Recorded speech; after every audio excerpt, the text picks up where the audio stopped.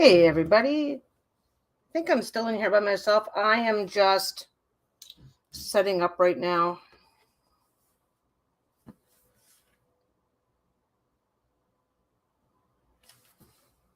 I'm looking for something here. I'm not finding it. That's okay. It'll give anybody who's coming in, it'll give you a chance to find your way in. So I'm just going to be that person and keep doing what I was doing.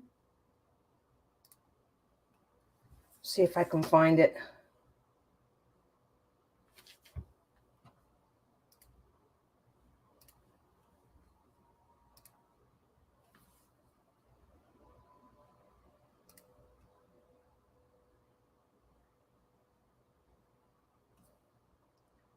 Today we're not doing a lot. Well, actually, I think we're doing something really cool. I'm not sure if nobody shows up in the next few minutes. I might just stop and restart this as a regular recording because I'm going to be talking about half square triangles today. I'm going to be talking about half square triangles because half square triangles are one of the most popular things that people use, and it's something that it's something that you really need to master it. And there's ways to do it quickly. There's ways to do it precisely. There's ways to do it in all sorts of fun and exciting ways. Come on, where are you?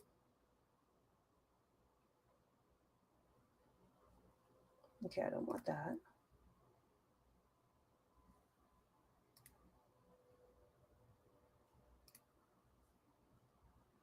I forgot to turn this one thing on. Now I'm looking for it, and it's like I can't find it.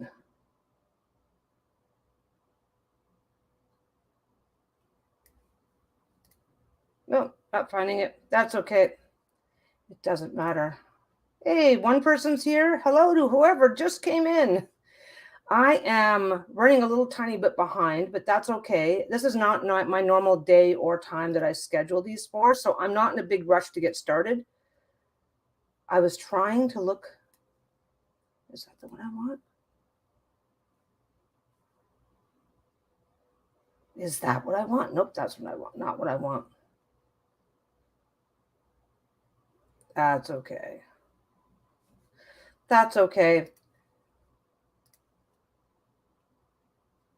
Yep, the chat is absolutely working. Iridescent Sea Designs. This isn't my normal day or time to be in on the chat, so I knew it was going to take longer for people to wander their way in. As long as you hear me, I've got my microphone over here, so I'm hoping it's in the best spot. I'm still kind of figuring out how I want that to look. But today, I'm just going to get started. I decided to do this as a live because everybody who has a sewing channel has a channel all about half square triangles. Half square triangles are these, where half the square, oops, there's my camera, are these where half the square is just two triangles sewn together. That's a half square triangle. Let's just get down here and let you guys see what's happening. So this is a half square triangle. The thing is, there's like 8 different ways to make these, and depending on what you're doing, it can seem like, okay, a half square triangle isn't hard to make, but it can seem really daunting because obviously the goal when you're working with half squares is to get a what's that the way I want it? The goal when you're working with half squares is to get these points. When you're sewing all this together, you want that to match that. You want that to match that.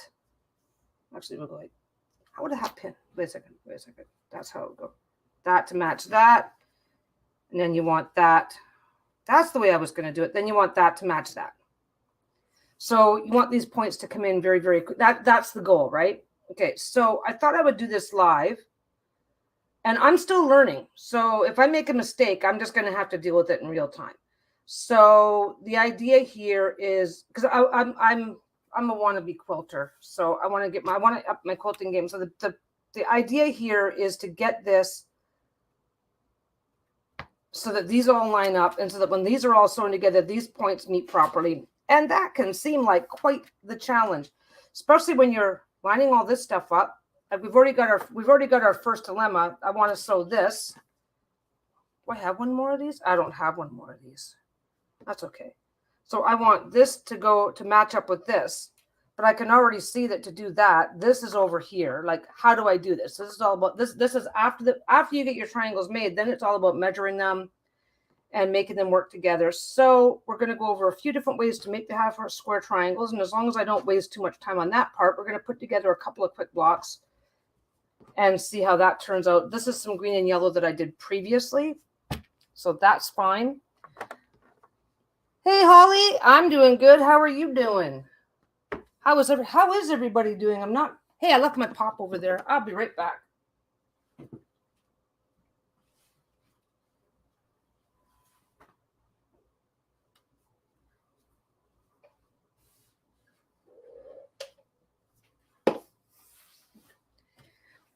Anyway, I'm just going to be doing some half square triangles today. I'm going to go through this because there's like 7 or 8 different ways to make these things, okay? And depending on what you're doing, everybody has their own preference on how they want that to look. Depending on what you're doing and how you're doing it, that's going to depend on a whole lot of things. So I sewed that down funny. I mean, I ironed that down. I ironed a crease into that one, but that's okay. So I've just grabbed some lovely, lovely generics. Oh, just getting ready for bed. Yeah, my timing isn't that great today, but this is about the only time I really have to film this week, or rather for a live this week. Isn't that one nice? This is a wide back. So this I can get like a huge, huge piece before it starts repeating. I'm actually making a mega cloth out of this. Gonna have a couple of those in the shop this week. I'll be listing on Friday. Anyway, so I'm just gonna get going on half square triangles. Half square triangles are simply, you have 2 pieces of fabric, but it's not, everybody has their own special. Wow, I was not ready today. Everybody has their own special system for how they want to do these. And sorry, I was not ready. I don't know why I was not ready. I was trying to sort out, I had setting on I'm using my computer's over here. I'm using a webcam separately, and I needed to check a couple of settings on, make sure that they were done properly, which it was. But I was hoping to adjust a couple of settings, but I couldn't find them because I'm not doing that great on that today. So half square triangles are really easy. The first thing that people do, there's different ways to make them. So we're going to go over that. Yeah, this is a really good one. This actually is in 60 inches. So it's 68 or something. It's in a wide back. It's huge. It's absolutely ginormous. So I'm making 2 40-inch by 40-inch claws out of this, and they look really good so far. So I am just going to hack up. I've got a bunch of this set aside. This is the scrap that came off of that big project. So I'm just going to hack away at some stuff for a second, and we'll go there. So the biggest thing that people like to do is, if you already know how big you want your block to be, you have to leave. If I want a 5-inch by 5-inch block, this will give me 5-inch by 5-inch. Okay.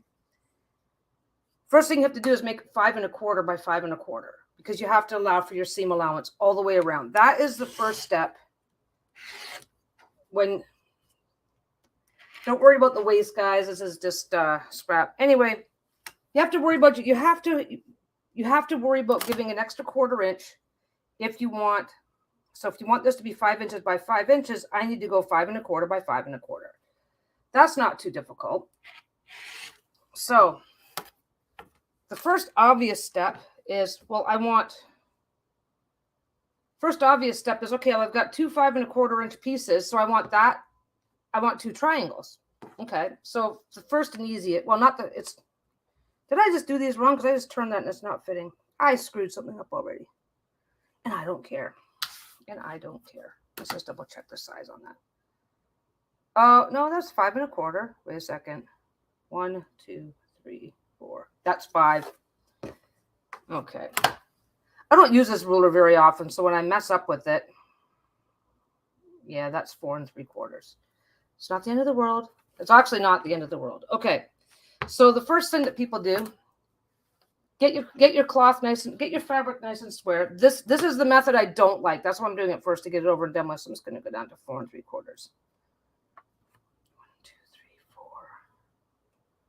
Okay, I'm just going to go 4x4. This is why I don't like this method. You guys will see what I mean in a minute. Okay. So the first method to make a half square triangle, which is my not favorite.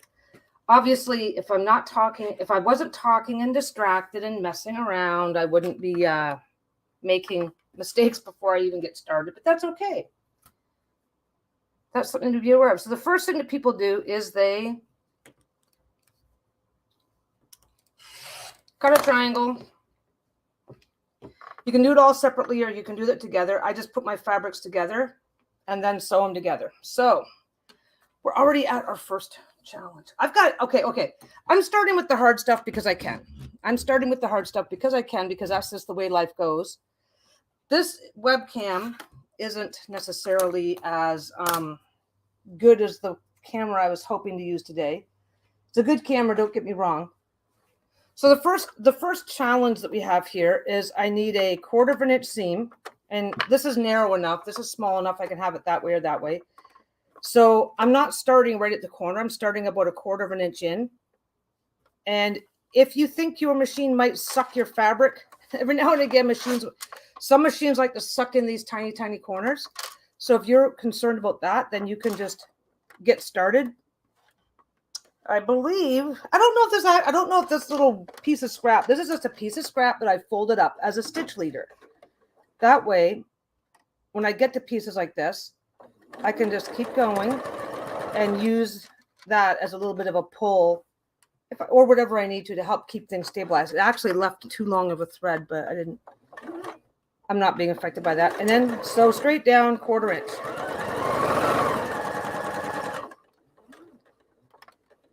Okay, and then you can chain piece and just keep going, or you can flip it. I can flip this one and use the other side of my foot and keep going. A little less messy, a little less wasted fabric. Keep going. That's done. I'm not going to bother backstitching because I'm just backstitch to secure your stitch. Obviously, that is the thing that you should be doing. So how is everybody? Anyway, by the way, well, I'm still trying to organize my crap over here. Hey, where'd that go? Where did that go?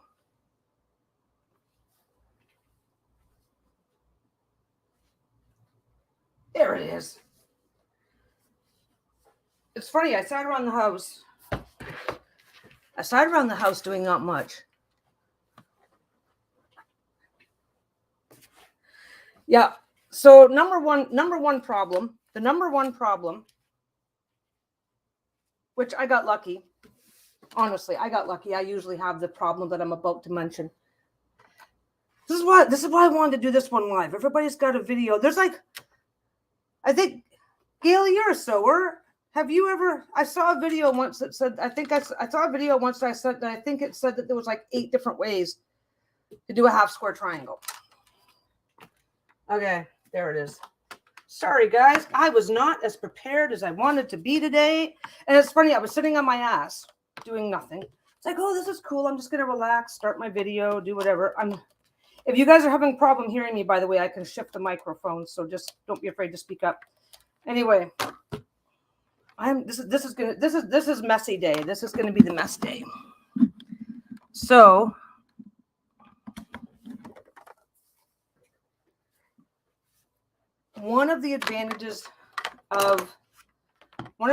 basically fabric comes,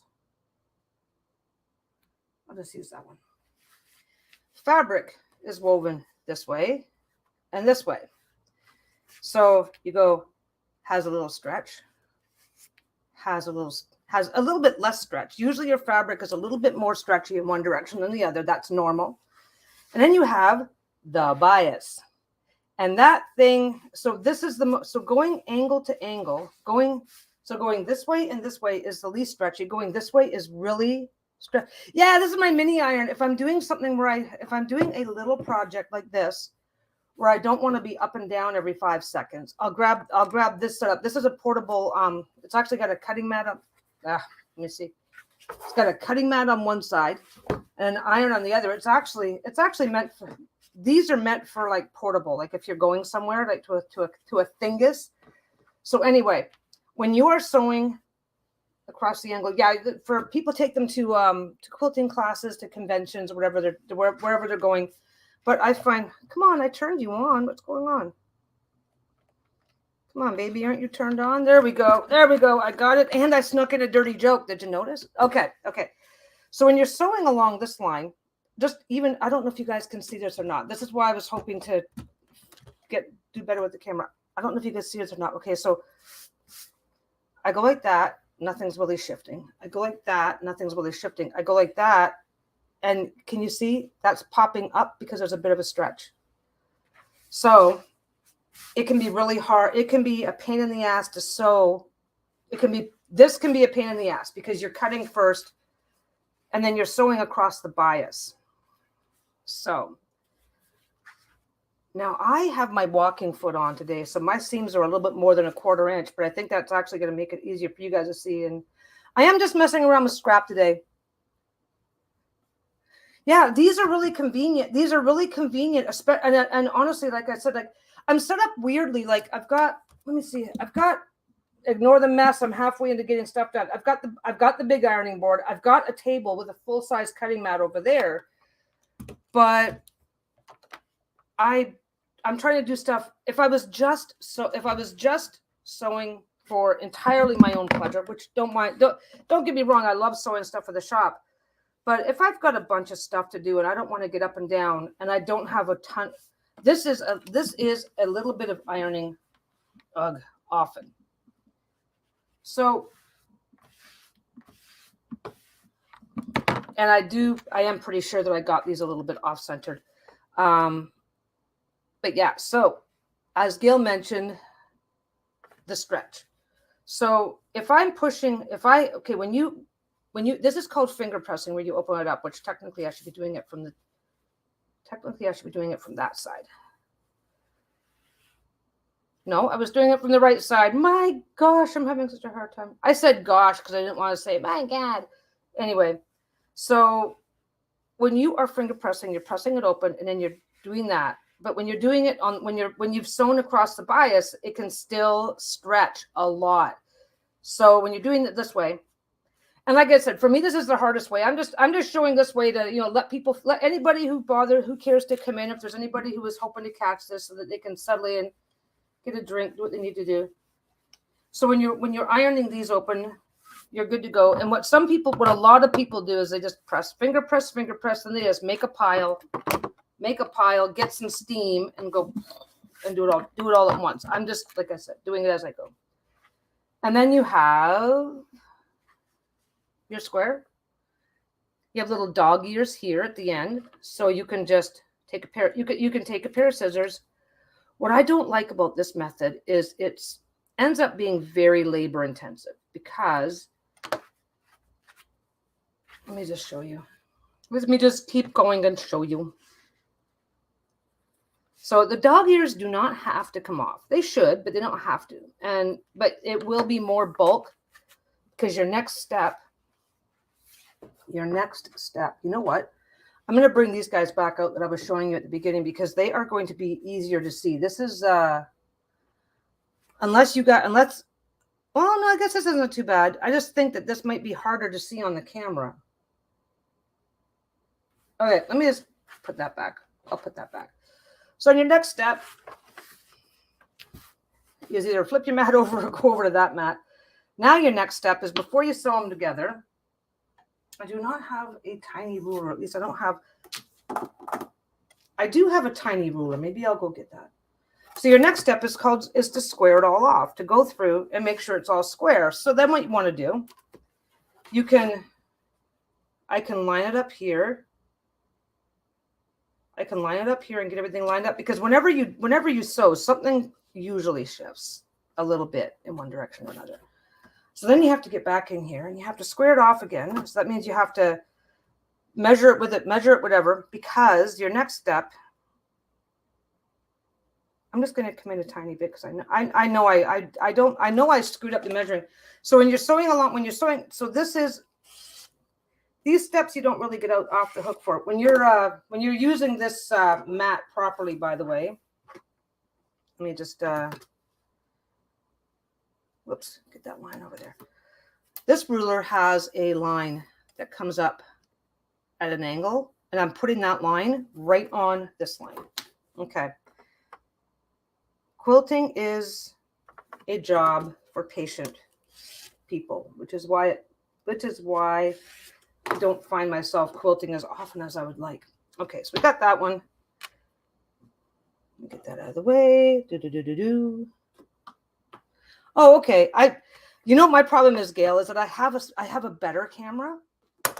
And it's like, so for me, I know that I have a better option that I just haven't been able to get to play nice with my computer. So then you get overthinking. It's like, oh, well, if I could get that better camera going and blah, blah, blah, blah, then I could do this and I could do this. So actually, let's get this in here. I have them pretty triangled up, right? I went across the bias. That line needs to be there. Let's get that to there. So let me see if I can get in. It shifted. It absolutely did shift. That's why once you make your squares, you do have to go back in and square them off again. And we're gonna address that. Go that way. Go that way. One thing I like to do is I like to make my, now I try to do a lot of my stuff. Oh, I've learned more about sewing from you than I ever have from my mom. Thank you for these videos. Well, you're quite welcome. Okay, so what I do, okay, this is me struggling along, trying to do the way that I don't think very many people actually do this way anymore, because better methods have been discovered by better people. And I'm just trying this. Come on, get up there. So things did shift and things have to get switched around. And I will say, anybody who actually is good at quilting is not going to have a problem. They're not going to be back here. They're not going to be over here double cut, cutting again and again and again, but you're going to cut your fabric, you're going to make your triangles, and then you are going to square these up. No matter what method you use, always come back and double check, because okay, so I want that. I am going to match my corners. I can sew this together like that and have that. I can sew this together. Now I can sew this together like that. So this triangle just meets flat cloth, right? But I am going to put it together like that. So I'm going to try and match these lines. I have found. So for the first step, because I screwed that up. This is why I brought my little iron over with me, so I'm not running back and forth. Once dog ears are off, by the way, it can end up looking like, okay, I had this folded this way, right? I had this folded this way, and then I cut my dog ears off. So now that I'm folding them back this way, the dog ear sticks up the tiniest bit. And if you're not careful, you could think that you cut that wrong when you didn't. But the best way to get these to fit together is to have this one going in one direction and this corner going in the other direction. And then you match them up, match up your corners as best you can. And then you sew with a 1/4 inch seam. I'm just going to go down this side, but then you do your 1/4 inch seam. So we're gonna do the vertigo again. Okay, so anyway, so how's everybody else doing anyway, by the way? Don't be afraid to chat amongst yourselves. But anyway, I always remind people of that, because I mean, I've been helping Lisa, and doing some people think it's rude to go off topic or chat with each other when they're watching a live stream, and it's like, nope, I'm not going to get my feelings hurt.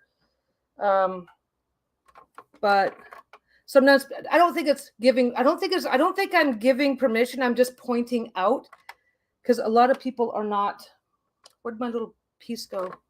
Where'd my little piece of scrap go? Okay, I'll do it without the scrap. This machine loves nothing more than to suck in the corner. So I always try to be pretty careful. So like I said, I'm not going to bother back stitching, because I'm just experimenting today. Okay, so now we're going to open this up. So now look what happened. Now, Anybody who's an actual quilter is going to notice that I've got my walking foot on. My seams are definitely, I'm saying quarter. Never put your iron on that side. By the way, this actually opens out. This actually opens out like that. I just am, but you can do it like this if you have limited space. Okay. So now I am just going to tidy up the ironing on the back. Flip it over, make sure it's open. Now, this is the part. This is why I decided to continue the struggle here for you guys, because this is what you're gonna see when you open this up. You are gonna see that. And where is the point? Where's the point that they meet? They met a 1/4 inch in. Do not. It's very tempting to go, I screwed this up. I'm going to come back and trim this. Don't do that, because the next pieces that you're going to sew on, I'm just going to grab 2 of these randomly. I don't really care. The next pieces that you're going to go sew on are going to go like this.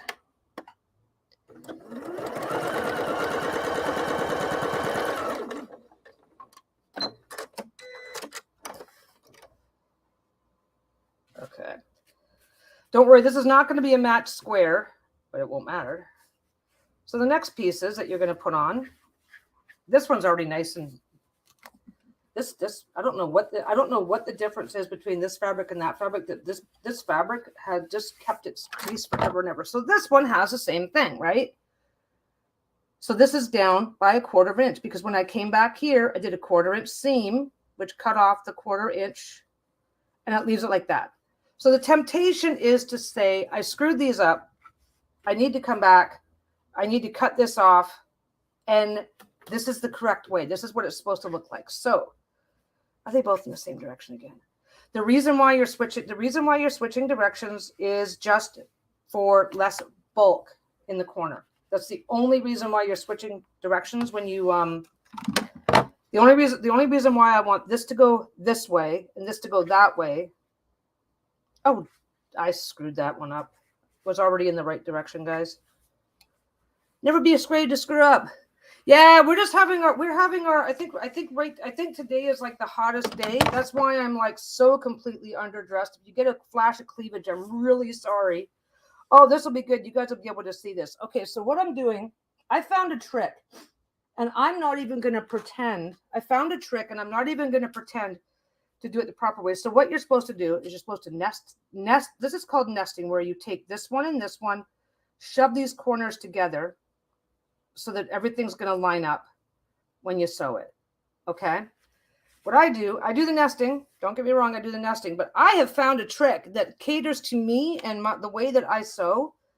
So what you want to remember is that that and that are your 1/4 inch. So if you come through, take your pin. Okay. See this right here? The seam comes up and that seam comes up. That's where they meet. Well, that's approximately where that point is. So go through this point, shove it through. Look at that. I'm right on. My pin came out right here, right on the point. And then shove it into the point over here. The minute you do that, your points are matching. Okay. That way, if something is off the tiniest bit, don't be afraid if it is. Some people, I always take my pins from the inside to the outside, but this works better if you go from the outside to the inside. So if you shove your pin right through those points, then now I've got my aiming spot. I need to come up here, through there, and back out there. But you know what I've been doing? What I've been finding out? Come on over here, I'll show you. Now, if you're a more practiced or confident sewer, then this doesn't matter. Let's do this. Maybe I can get some of the glare. There we go. Okay. If you're a more confident and practiced sewer, then you're just going to go here and you're going to go all the way through. You're just going to start sewing. What I found is that if I am not sure, or if I am like, hey, I really need this to line up, then I start in the middle and I try to drop my needle. Now the pin is still in, so I try to go just before. I double check everything. There's where my pin enters the fabric. I drop that down. It's not going to be perfect because I'm still practicing, kids, but this is going to be better and closer. Yep, right there. I just hit it right on. Bring it through. Do that. And then now you can do this to the center. Going from this, if I go from the outside to the inside and something pushes, then I'll have a crease in the center here. So I just flip it around the opposite direction. Do it by hand if I have to. Drop it right back onto that first stitch line. Now I will say this is what works for me because I am new enough. If anybody's got a better thought or a better idea or something that they feel is going to be more successful. Okay, so here's my success. Don't forget I'm still new and this isn't perfect.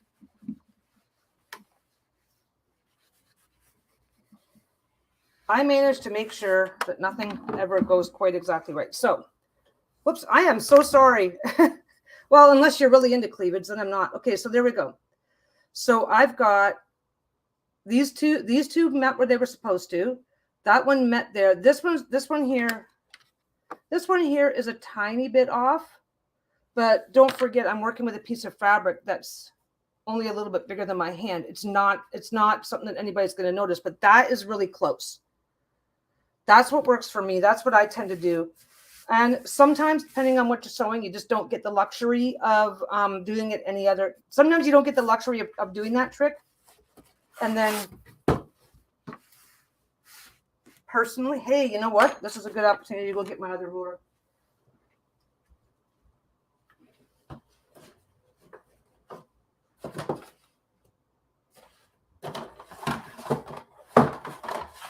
Well, apparently I don't have it.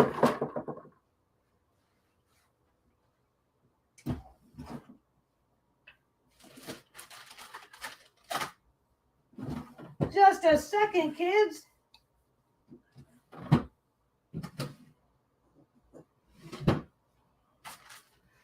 Well, ain't that a bummer? I managed to lose a ruler. It's around. It's always around, but it's not where it belongs. So this is the one we're using today. I was going to switch over to my 6-inch ruler. So this basically is simple. Then you just line up everything as best you can. So basically for this here, I'm going to line that up along I'm going to line up this one here along one of the lines. I'm going to figure out how big I want this. Well, I'll do it that way. That's going to be 5 inches. Is it going to be 5? This is a weird ruler. It's got light and dark markings. So that's going to be 5 1/4 by 5 1/4.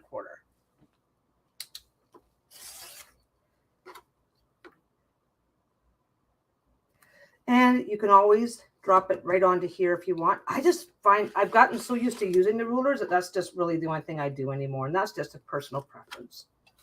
Okay. Oh, I don't know why. I assumed that you already knew that, Gail, but thanks. I'm glad I could show somebody something new.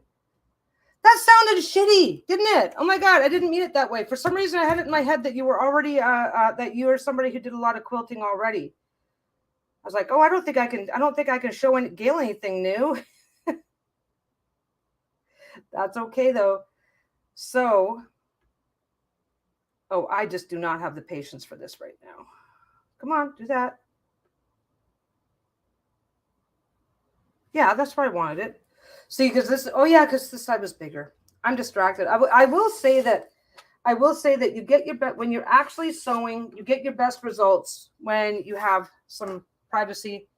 So there you go. That's a nice one right there. That trick works especially well if you're using a larger one. Yeah. I make assumptions about people all the time, Gail. At least I'm assuming nice things about you. Anyway, okay.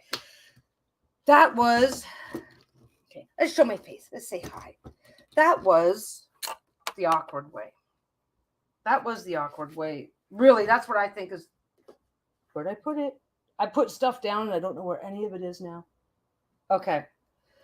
That is the one way that I hate making triangles. There's nothing wrong with making your triangles that way. And if you're okay, if I'm working with scrap and I've got, like, say I've got 8 different colors, then obviously I'm going to be using that system to put 8. This is, let me get that back out. This is 8 triangular pieces sewn into a pattern. Now let's assume that let's assume that all 8 of these are different. If all 8 of these are different, then yeah, I'm going to be using this method. Knowing how it works, for good or for bad, is important. Let's get back down here on the table, but I'm going to show you guys a couple of tricks.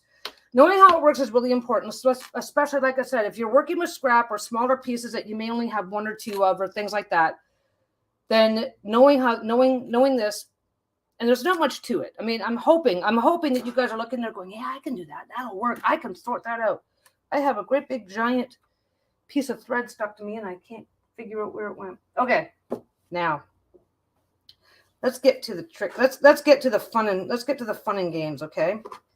My favorite way to sew, I really wish I had that small ruler, because that is the most perfectest ruler in the whole wide world for me to demonstrate.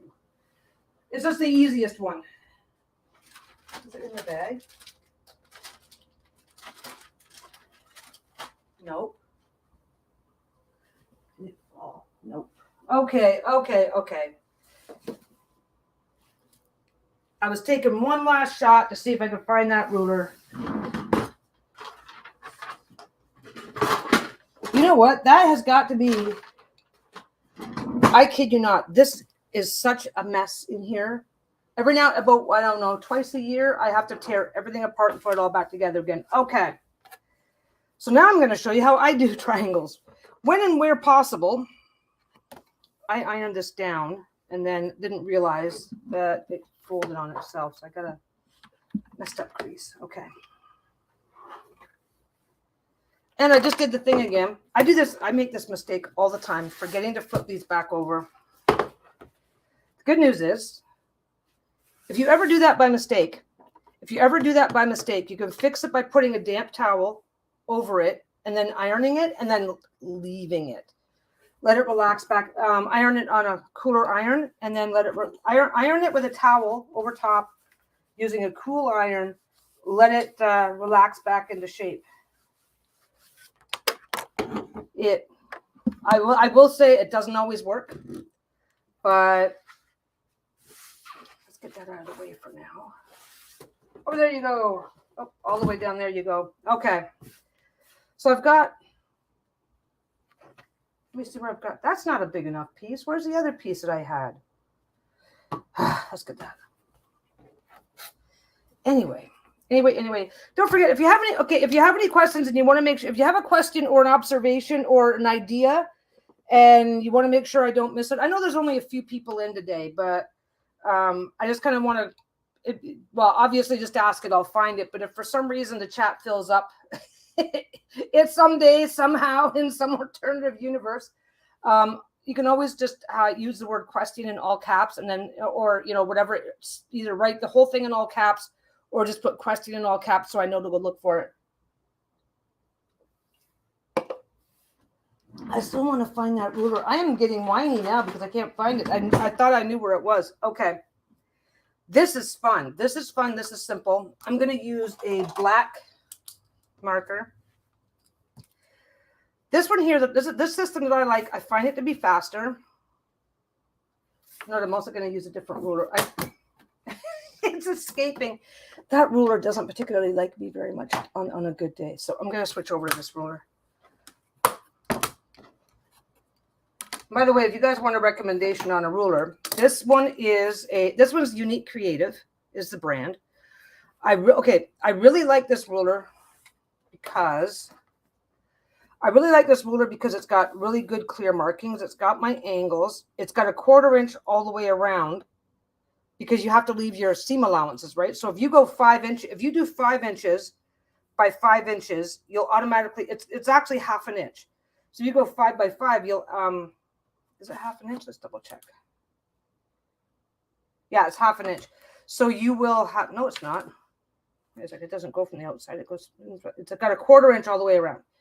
So it will automatically help you measure in your seam allowances, and that part works great. The part that I don't like about it is it gets really confusing because it's got a secondary set of markings on the inside, the black dots.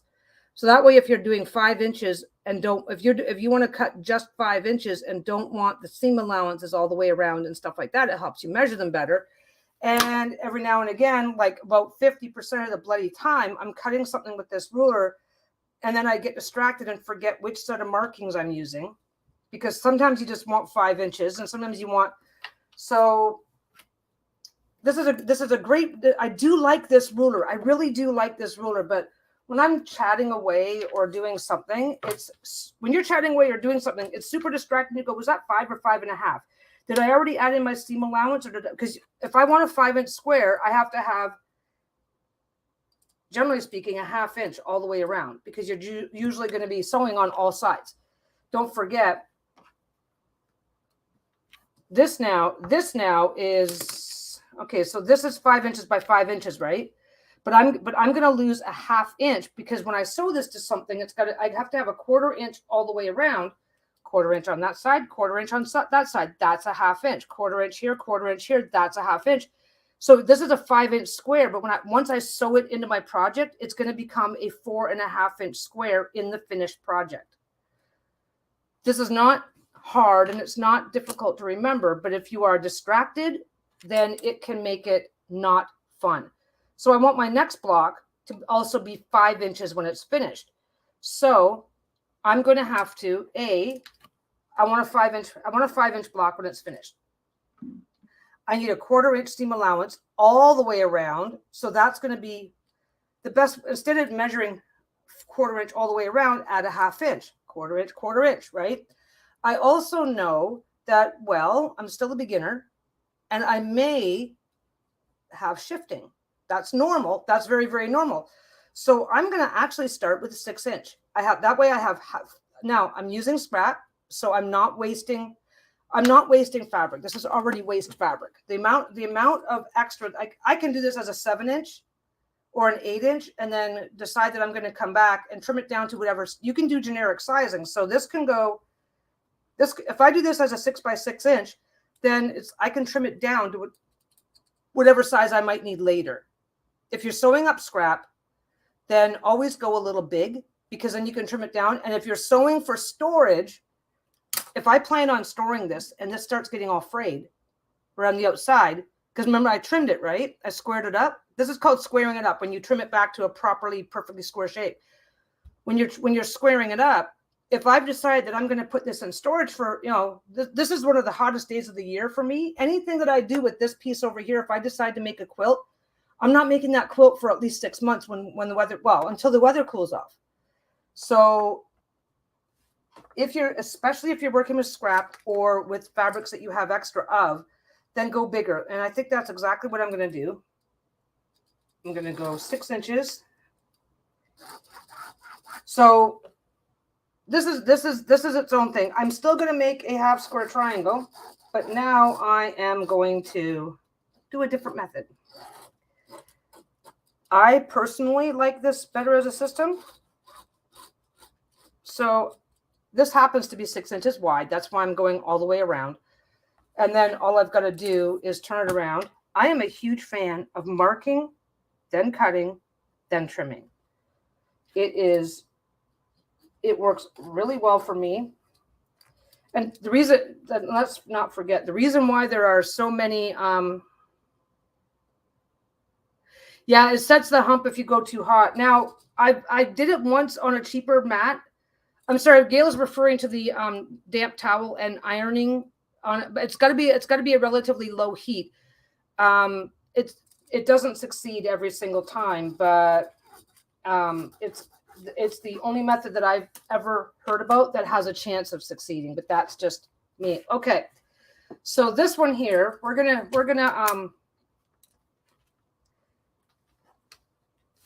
now for this one here, I could have just left it.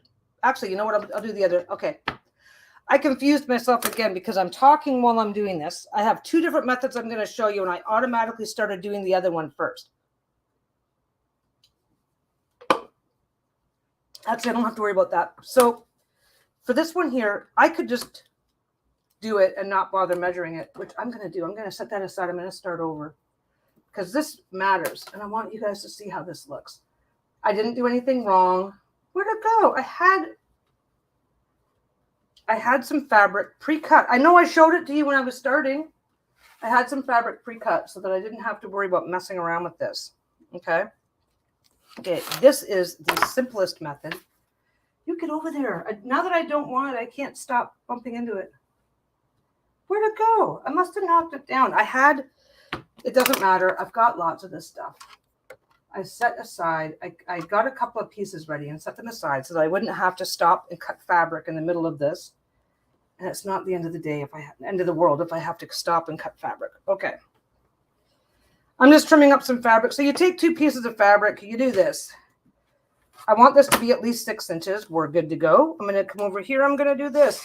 This is going to blow your little minds. Well, it blew my little mind the first time I saw it. So I'm just making assumptions. Now, if I really want to, I can do that. So I am going to take 2 pieces of fabric. I am not even going to try that hard. I watch people do this on their channels all the time. And I am just going to take, I want this to be a little bit more square. So I'll clean it up a little. I'll clean this up a little bit and make it a little bit more square. Okay. That's good. I don't have to do anything else. I am halfway into making a half square triangle. I am going to come across here. And I'm going to make a straight line. Now, I always work with scrap. So I get to be a little careless and a little wasteful. If you are working with fabric and you don't want to waste it, then make the square first. Okay, make your square first. But if you are working with fabric if you're working with leftover fabric and you can afford to be a little bit wasteful, just grab it, get it to an approximate size. Don't agonize over it. Do this. Put a pin on either side. Oh, I have to change feet. I have to change feet, guys, because this isn't going to work with that foot. Okay, it'll work, but you guys aren't going to be able to see a damn thing. So give me a second here. Now, this is the foot. This is how, I know I've shown this before. I'll bring the camera over. You guys can watch me change feet. This is the foot that's supposed to go on. This is the actual foot. When you're putting on a walking foot, you always have to, when you're putting on a built-in foot of any kind, then you almost always have to switch out the shank as well. This part here, the metal part is called the shank. This particular foot requires that I take off the shank and the whole works. This isn't that big of a deal. This is the walking foot that comes with the this is the walking foot that comes with the Jinomi, which I really love this walking foot. But, oh, come on. I'm trying to be lazy here. So you just lift your foot, pop it all out, you're done. Putting on a walking foot is fiddly. Taking one off is not a big deal at all. You usually have to take the screw all the way out. Make sure you don't lose it, because if you do, you can't use the machine again until you replace it. I can be a little bit more careless because I've got I've got multiple machines, so I've got one on each machine. Tighten it to finger tight. Don't kill yourself over it. These machines all come, yeah, I've already ditched it. These machines all come with a little built-in screwdriver thing that I never use.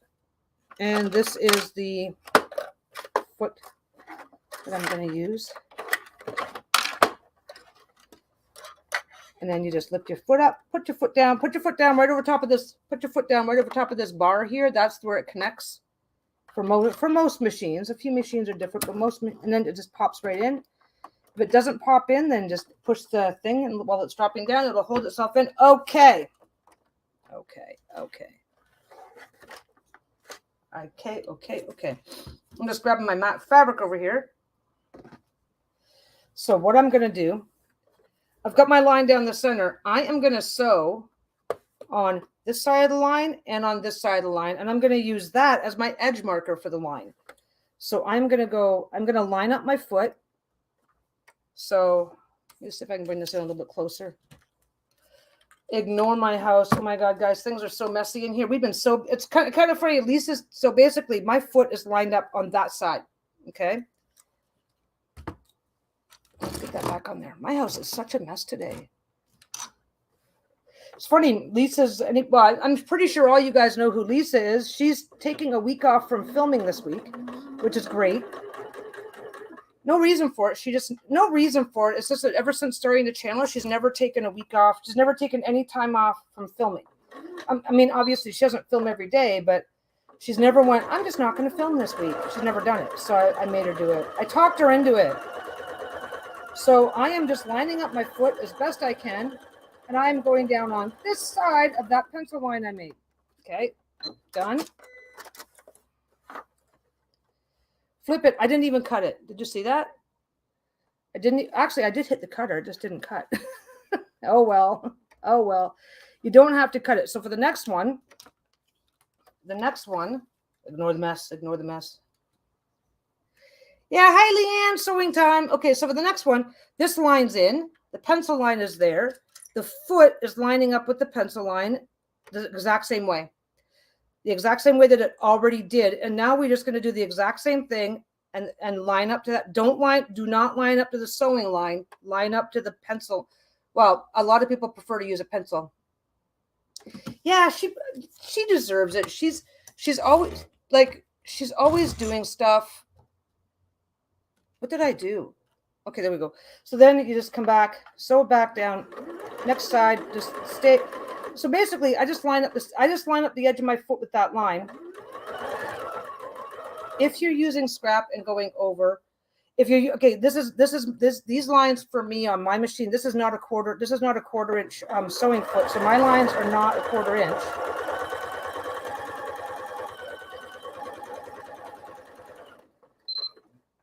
Come on, keep going. But of course, I ended up veering off a little bit on this side. So I just got to check this right now. Okay, I veered off a bit. See how much closer that one is to the line than the other side? So that's easy. That's an easy fix. I don't know how I managed it, but I'm going to back up. I'm just going to start back here again. Do it again. Okay, if your lines are too narrow, that's how you widen them. Okay, if your line is too narrow, that's how you widen it. If your line is too wide, you have to start picking things out. There's no other way around that. Don't worry, this is not me being incompetent. This is me being a little distracted because it's just really easy to make. It's really easy to have little things like that happen. So the next step, now you can use scissors for this part, obviously, doesn't matter. So these were pinned just to help hold everything in place. More pins, if you need more pins, use more pins. And now I'm just going to come down the center here. I'm going to line up on that pen line. I'm going to line my ruler up right here on the pen line. Okay. Right there on the pen line. And do that. Don't mind me.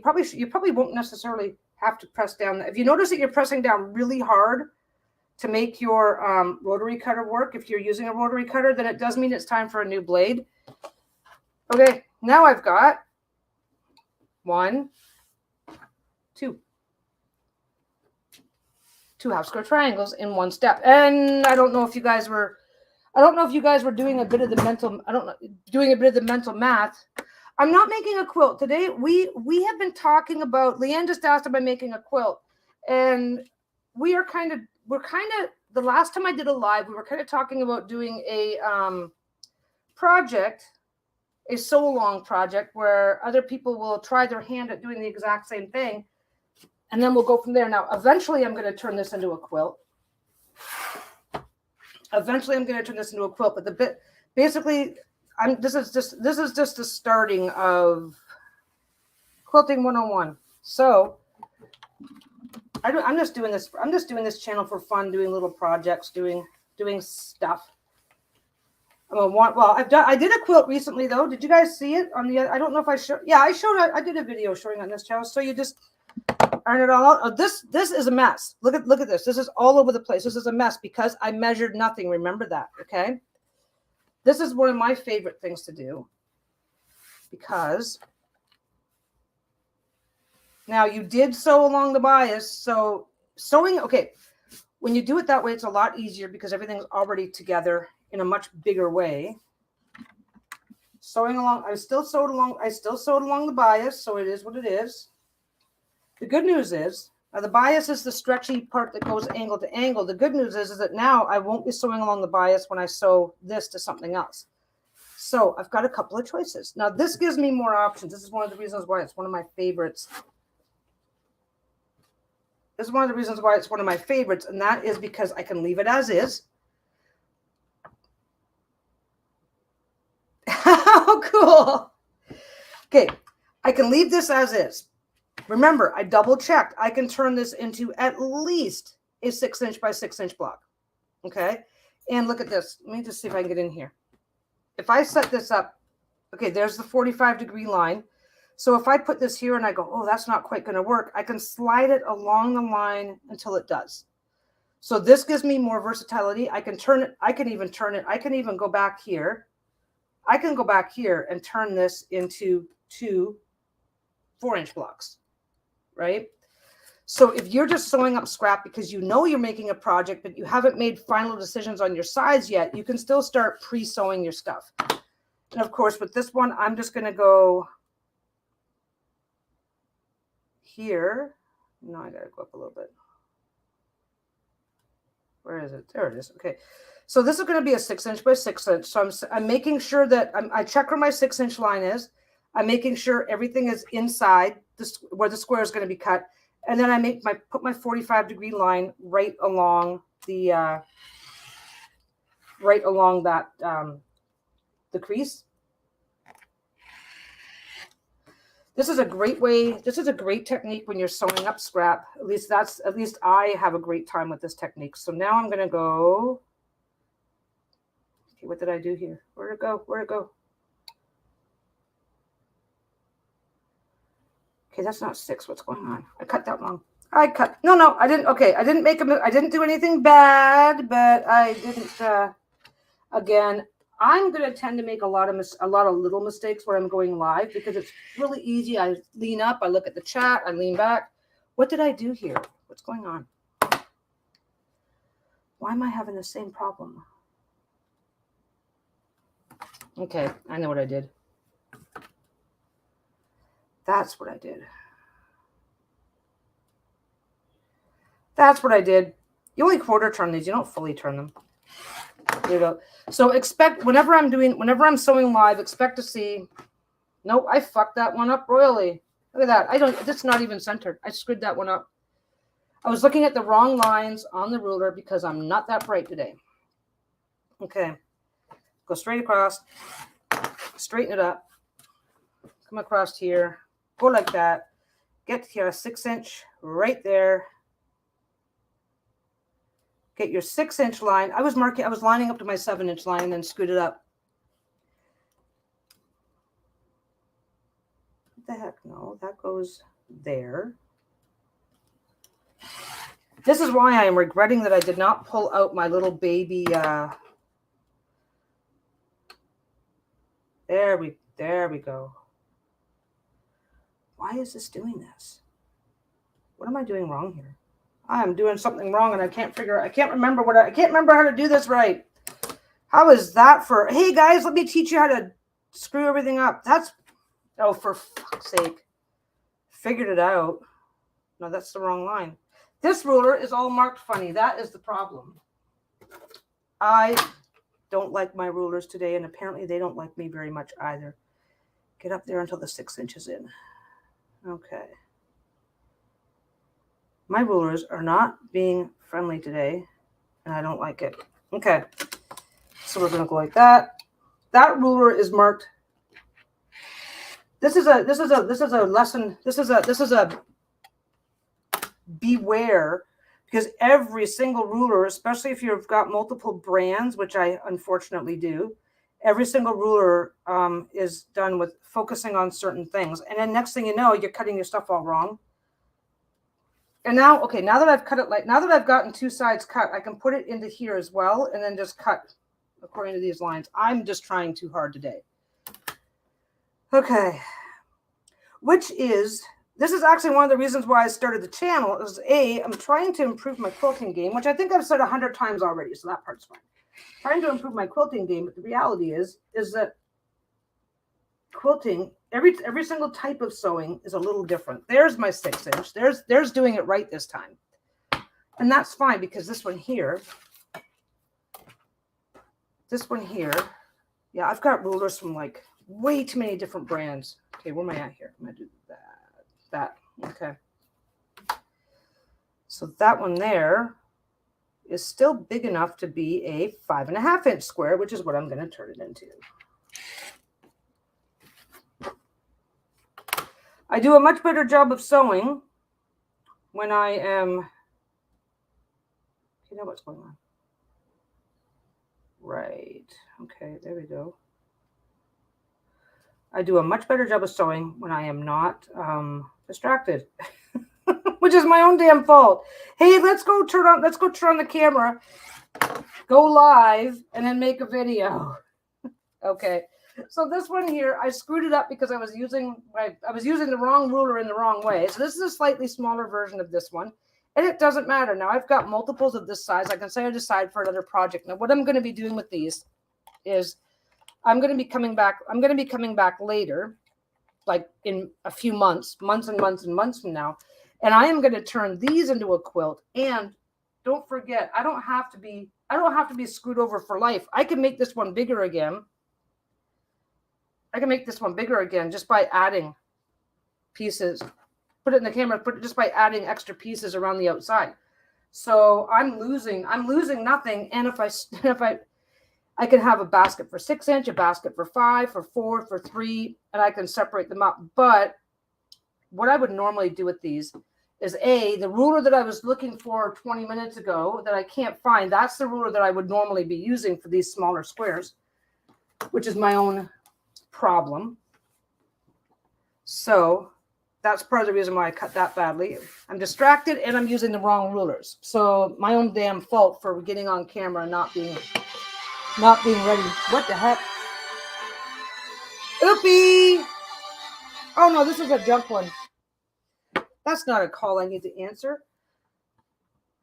But anyway, I'm going to do this last one. Now this last one is easy. This last one, if I can find my pen, this last one builds on the previous one. Don't forget, double check your rulers, double check your measurements, and double check against your cutting mat. I skipped all those steps thinking that I was going to get things done in a hurry and then ended up screwing it up, which is another reason why I want you guys to see. It's another reason why I wanted to do these videos, because they only ever show you the perfect. It's like, oh, this is the perfect thing. It's like, hey, I don't sew perfect. I screw things up. What happens then? Anyway. Next one here. This is the one. This is one that is everybody's favorite. Today is Wednesday, isn't it? So we're going to do the exact same thing. I made a square, though, this time. So I'm making a line corner to corner, and I'm making a line corner to corner. Okay. I'm going to take a sip of my drink. Oh, I'm going to put my pins in.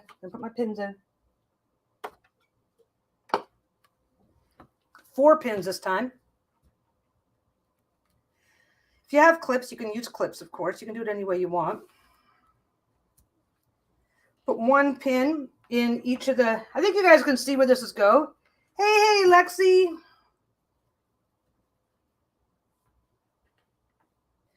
I just realized I might be doing an intermission because I am expecting a call that I forgot to take into consideration when I was timing this. I'm expecting a call that should have come by 2 or 3 and didn't come yet. So we'll see. Okay, so I'm doing the exact same thing I did before. I'm going to go, now these are going to be small. Okay, and I'm going to go a little bit tighter here.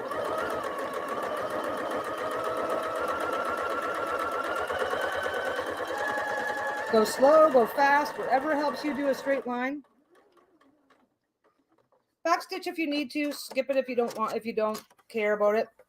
Technically, you don't need to, you do not need to cut your thread I'll try and remember to do it. I always cut out of habit.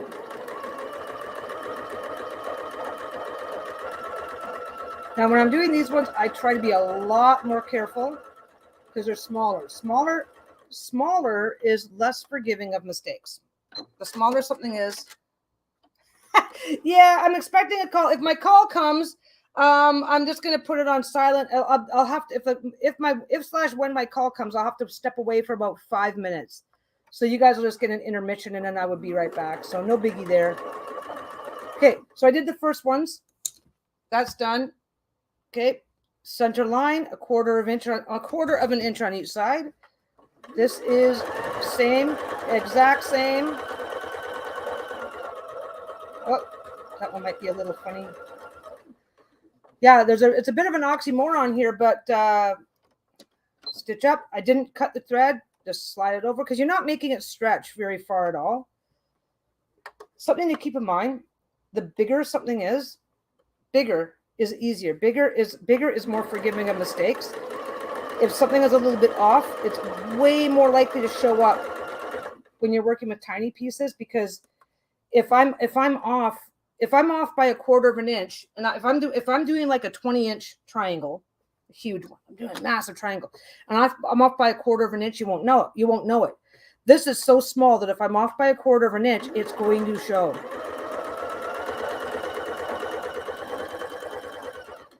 And most quilting expects a 1/4 inch seam, so that makes sense. Oh, well, thanks, Gail. Yeah, see, Gail gets it. Gail gets it. Look at that.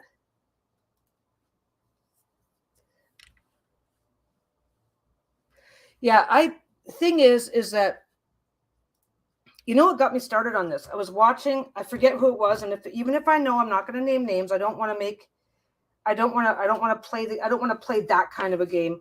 But I was watching another creator making a video, and they were talking about perfect points. That's this. This is perfect points, where the points all meet correctly and exactly. See, I got all but one. And that one there is still very, very acceptable. It's just off by the tiniest bit. Perfect points is like that. And they were talking about this creator was talking about perfect points, and they had made a quilt. So it's a big project, right? And then I noticed that, you guys have seen me do it. I'm folding up and folding around a bunch of stuff, right? So she's like, blah, blah, blah, and you just do this and you'll get perfect points every time. And then she moved her project over, and I could see that the points were a fucking mess.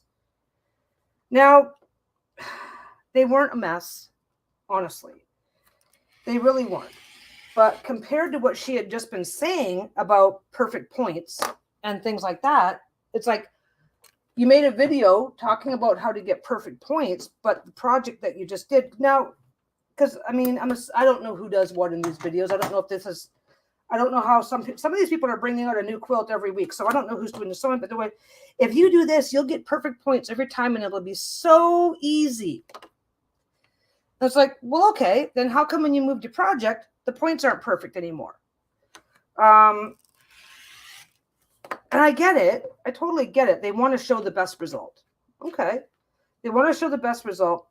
By the way, what I've done so far is I've cut through the center. I've cut through here. You guys know where this is going to go. So I'm cutting along the drawn line, not along the sewn line. And she was talking about these perfect points. And like I said, with the quilting and stuff, because I really do want to do, I've got sewing down. It's the point. It's the stuff, right? Okay. Now what I'm going to do, because I did not cut my square first. So now what I'm going to do, I'm going to go back. I did this the wrong way. No, I didn't. No, I got to cut that way. I did it the wrong way. I cut them the wrong way. I actually sewed them shut. No, I didn't. Okay, there's 2 ways to do this. Good Lord, I'm not doing anything right today, huh? Okay, there's 2 ways to do this. So this is to make 8. I thought I was doing the one to make 4. So I'll have to come back and do 4 in a second. Okay, so I'm going to pop the pin out because everything is being held in. This is when you want to do 8. So now I'm just going to clean them up by going along that. I drew my square first. Right now I've got this. I've got this weird little pocket until I do this. Now you're going to want to, this is for making 8 small squares. So you're going to want to put your 45-degree line on your ruler there to the center. Go like that. And come on, you can do it. And now we have 8 small squares. Which way is this? I will have to double check. I may actually have to show you in another video. There's another one to do. So a lot of people, what they do is a lot of people cut their squares first, which was my mistake over there. A lot of people cut their squares first and then do all their sewing magic around it. I like to do my sewing. I like to sew first and then cut. I just find it to be a lot more stable, a lot more easy. So then you just take all these off. I'm going to save that piece because I can show you something else. Okay. There is another one of these tricks to do 4, and I grabbed the wrong trick is what I ended up doing. But this is fine because 8. If you are planning on doing a quilt, you will need. You could find yourself working on a quilt where they say, "Oh, we need 32.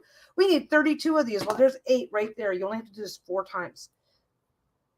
And whenever you're working with instructions or stuff like that, they'll come back and they'll tell you this is what I need. So that goes like that. So I'm doing that 45. You can also do it this way, obviously, and just mark it right along your line and get it right to the center. There we go. There we go. I'm going to save that. I'm going to do one more thing with this today. There's 8 ways to do these, and the way that you do that determines what you get, how many you get. There is a trick. Let's see if it works. Okay, one thing that people like to do is they like to just go like that. They say it relaxes the. I'm giving a light little whack. They say it relaxes. No, don't fall over. I don't want that on my hand. They say it relaxes the thread so that you can open it better, and then you just open them, finger press them. I will say, people do this. Let's see if I can make it work. Finger press. They'll open up 2 or 3 at a time, and then they'll do that because then it just automatically. I don't like that. Oh, I don't have to go nowhere. Just a second, guys.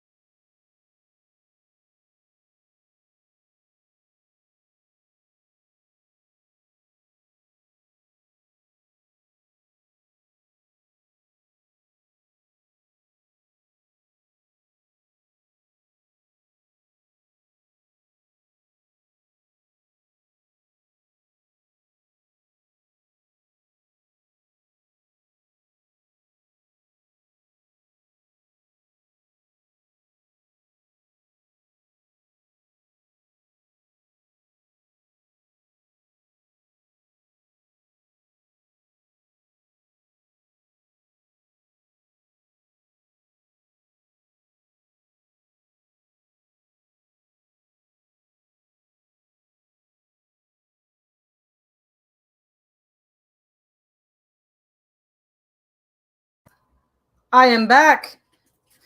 I am back. I tried to give the dogs a treat for not. We're trying to get the dogs to not freak out. I like it when they bark. I don't, that way nobody's sneaking up on you and blah blah blah blah blah.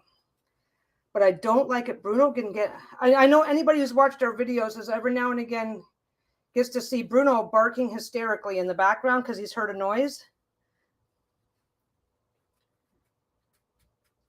Yep, halfway through. I've done it. I have done that so many times, Gail, where I'm suddenly just sewing right on the lines.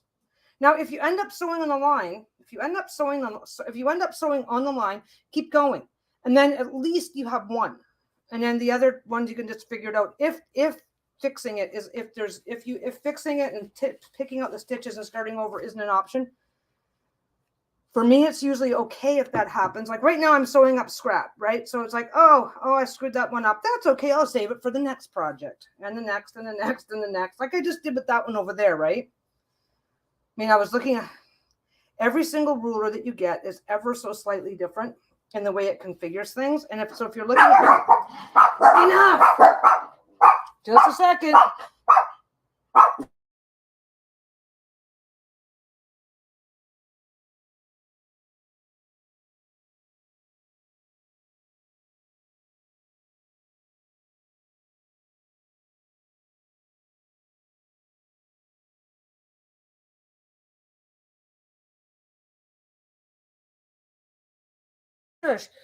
Yep, I say hysterical barking. It's like I summoned it. They actually did better than usual for the guy. We get fresh prep, one of those food things. We think they're fun and we do them sometimes. And that's what that was bringing them up. And yeah, so I make a comment. Oh, Bruno likes to hysterically bark. They did really good for that one. And then he heard it. Nothing was even there. I'm just gonna start freaking out because there might be something in the hall. Silly. Oh, rotten dogs. Rotten. Okay. So, yeah, so my biggest mistake today, you guys have seen the rulers. So there's 8. There's 8 small ones. But here's the thing. If I did this with a 20-inch piece of cloth, I'm going to get 4 10-inch squares that I can 10-inch squares. Don't forget your seam allowance all the way around and stuff. By the time you square it up, because you got to come back and you got to make sure these are square and whatnot. So this is did I measure it? I forget what the measurement was on the first one. Yeah, these are 2.5 by 2.5 inches. So these are 2-inch squares. So now I could take these 2-inch squares and I can sew them all together into 2 bigger squares. And go with that. The really cool thing, why am I doing this wrong all the time now? Okay, there we go. Yeah, the biggest problem, I'm not going to make excuses. It was entirely user error. Why am I having such a hard time with this? That's where I go. Okay. It was entirely user error, but you guys have seen the rulers that I generally am using, the big square. Yeah, you guys can't even see it right now. It's so freaking big. Look at that. This is what I usually use. So I'm so used to this ruler that when I was trying to, this is an actual real and serious problem that sewers have, and then you're convinced that it's because you're doing something wrong. Okay, so this one here is a big giant square ruler. It's got one single line through the center. It starts at 1, 2, 3, 4. So if I want a 6-inch, I go like that, and I've got a 6-inch. That's 6 inches, right? This one here has, let's get that out of the way for a minute. This one, because it's blocking what's behind it. This one here has 5 or 6 different angles already in there, plus the big ones from the top. This is 30 inches. That's 40. That's a 45-degree angle. But my mistake was none of these start at the corner. None of these were starting at the corner, so I was screwing up my measuring. This really does matter. Okay, this does matter because I am not. Now, if my expertise was all about quilting all the time, it's probably a mistake that I wouldn't have made. Okay, I probably wouldn't have made this mistake. But what I was doing was I was going 6-inch by 6-inch, but once you line up the ruler, I was actually getting this weird cut where everything was off center in the wrong directions. This was 100% my mistake for not double checking my ruler. I'm not making excuses for the fact that this was my mistake to make. But pointing this out, every single ruler has a very, very slightly different thing about it. And like I said, this is a 30-degree angle. This ruler is actually great for, I think it's 6. Yeah, I think it does 6 at a time.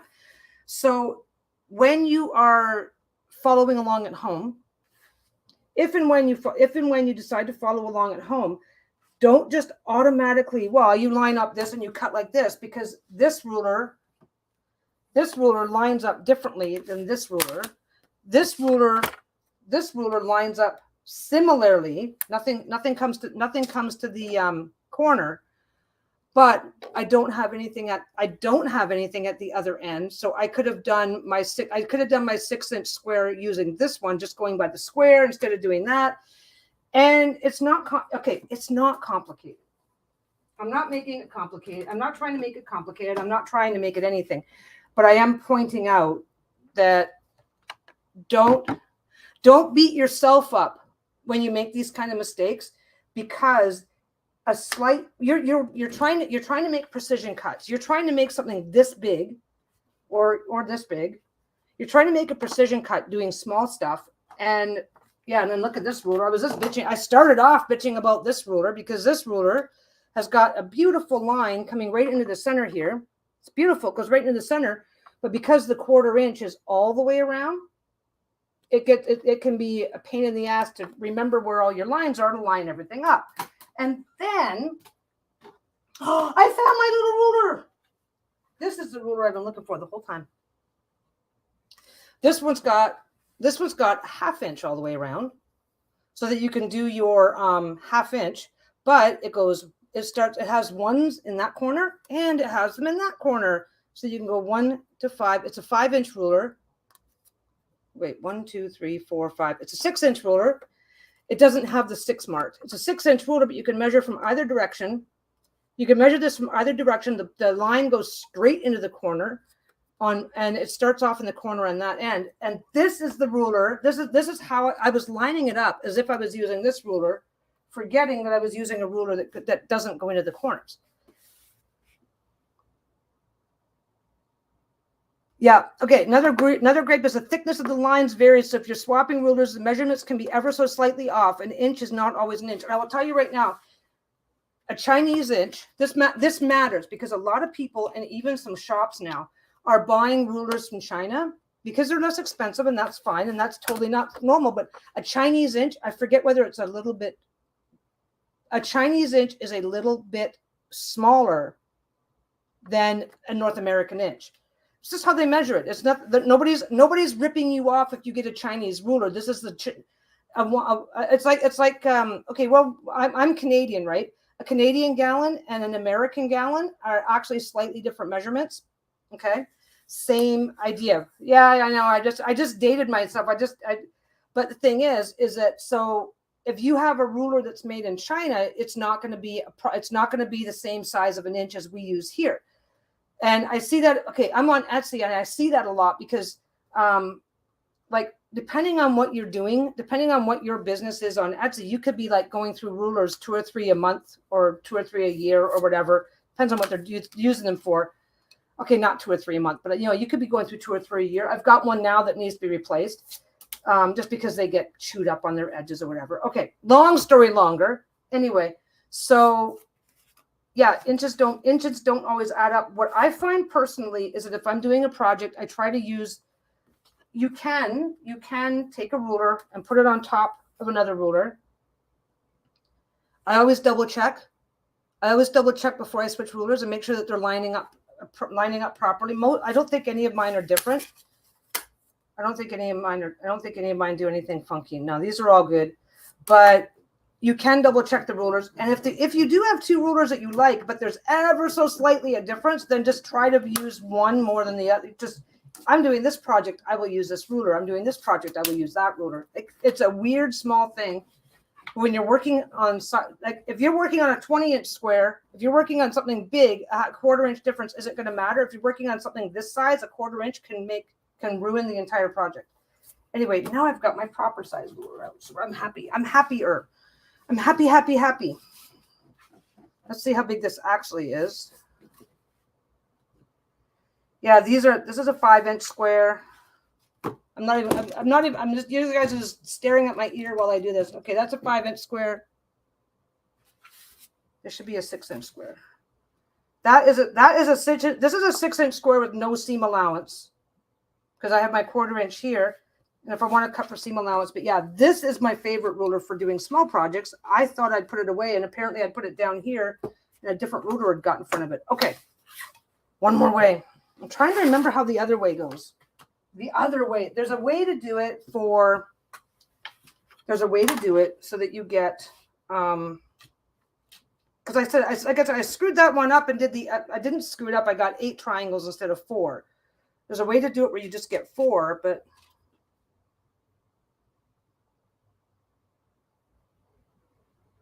oh, I know. Okay, I'll do the 4. I'll do the 4. Give me some more scrap.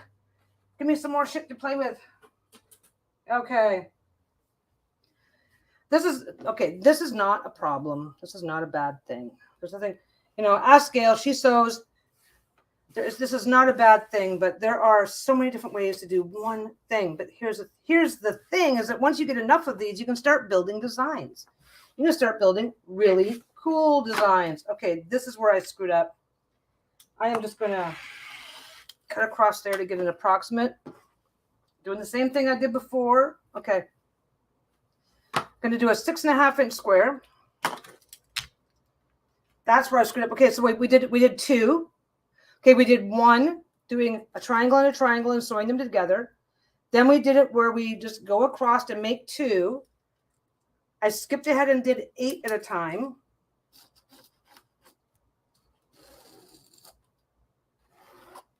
This one's the easiest one. Okay.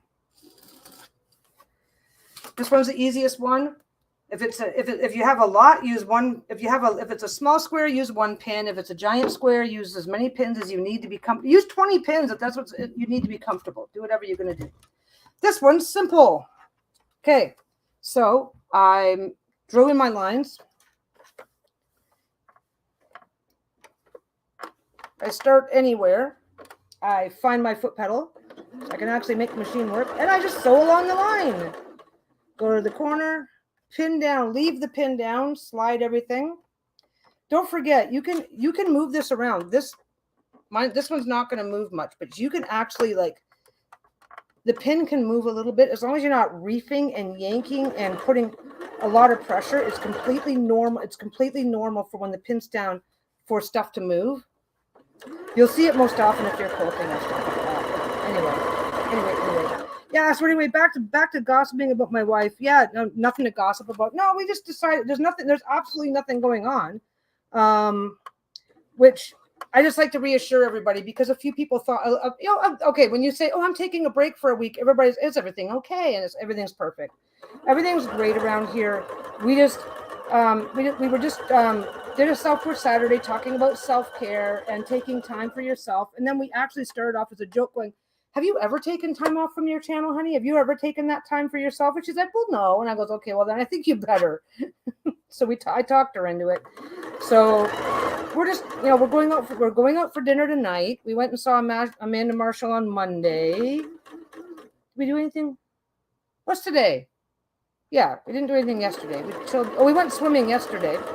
Yep. So we're just chilling and just doing regular chilling stuff, and just turned out to be the best week for it, though, because it's one of the hottest weeks that we've had so far this year. And when Lisa's in the back filming, she has to turn off the air conditioner, which is not the end of the world. Turn it off, do a video, turn it back on. Fine, everything's still cool enough. But yeah. So anyway, so I've gone all the way around.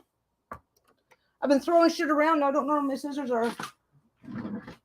There's a pair. I've always got an extra pair of scissors. Okay, so let's bring it back over here. This is the 4. This is the 4 method. So just went all the way around. I just went all the way around. Now, a lot of people are going to cut to size and then just sew. And I don't like doing that. This is where I switch out to a tiny ruler. Where is it? I'll take that one. This is where I get this one that I'm mad at. I'm mad at this ruler. Okay, so I'm just going to put, basically, I find that if I sew along the line and then trim my fabric, it's much cleaner. Because if you cut your fabric to size and then sew, if anything is shifted in even the littlest bit, then you're not, look how smooth that is, right? So I'm just going to put my 1/4 inch line right there. I'm going to put my 1/4 inch line right on that stitching, because that's where the straight, that's where it's sealed. I'm just going to go like that. Take off all the excess. So yeah, so she's taking a week off. We're doing extra. She's got more time, so we're doing extra stuff. I'm still doing stuff for the shop, but it's not going to be as much going in this week, which is to be expected when we're off doing other things. And there's no point in talking her into taking time off. Okay, well, I'll go read a book for a week because I'm busy. Did I fuck that up too? I did so. I screwed this one up too, kids. That's okay. I'll keep going anyway. You know what I was supposed to mark this side. Look at that. I made a pouch. I made a pouch. I was supposed to mark it on this side because this side's smaller than that side. That's okay. I will still get a couple of these. So you go all the way around. God, I am just having that day. This is, okay. When you're working with scrap, hey, Indigo Violet, when you're working with scrap, always double check and make sure that your sizes are matching up. This is entirely my fault. Again, I'm talking, I'm distracted, I'm skipping little steps that, like I said, I wouldn't have missed doing this if I had if I had been. I'm just going to keep it to this. We're going to pretend that I didn't just do that. And then we're going to go, I'll still get one, so don't worry. So basically you just turn it backwards. We're going to pretend I didn't just mess everything up. Go like that. You line that up nice and straight there. You either line it up with your 45-degree line and then stop at the center, or just line it up with your straight line there. Get to the center, and you end up with 4 of these. So that works out really well. Like I said, I screwed up. That was my own fault. Look at that. I should have known better. But I can rescue these. I can rescue these. I can rescue 2 of them. I can rescue 2 of these. Let's rescue 2 of these. So now I'm going to go right there and go to that one. So that one opens up. It'll be smaller, but that's okay. I have a smaller one. And I'm going to go line up straight to that one and go back to there.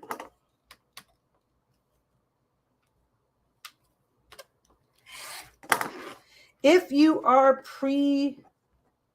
just processing some scrap so that you have it available for a future project, then coming out with something that's a little bit off size doesn't matter the same way. I'm just going to finger press these. Finger press that. Those are going to be a little smaller. I haven't cut off any of the dog ears. They say cut off. I do cut off the dog ears. Do that. The dog ears are the little bits that stick out. Okay, so let's just do this one quickly one more time. I'm not going to do it quickly, but I'll show you the mistake I made. Okay, because what I did was I had this out here, right? And then I put this on top here, right? And that's fine. As a matter of fact, I went like that.